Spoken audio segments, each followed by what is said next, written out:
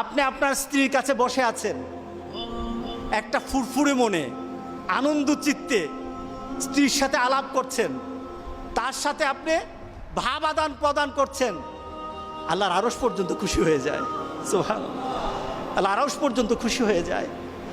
যতক্ষণ পর্যন্ত আপনি এইভাবে আপনার স্ত্রীর সাথে কথা বলতে থাকেন, স্ত্রীর কাছে বসা থাকেন, আপনার আমলনামার মধ্যে সওয়াব লিখতে থাকে। রাসূল পাক সাল্লাল্লাহু আলাইহি সাল্লাম এই কথা বলার পর এক সাহাবী বললেন, ইয়া রাসূলুল্লাহ, স্ত্রীর সাথে একসাথে শুবো, একসাথে ঘুমাবো, একসাথে খাবো, একসাথে তাকে আদর করব, এটা কি সওয়াবের কাজ হতে পারে? রাসূল পাক সাল্লাল্লাহু আলাইহি সাল্লাম বললেন, আচ্ছা তোমার স্ত্রীকে না নিয়ে তুমি যদি আরেকজন স্ত্রীর কাছে বসে থাকো, আছে কিনা? আছে কিনা? মজাই লাগে, উনিও খাইবেন, রেডি থাকেন।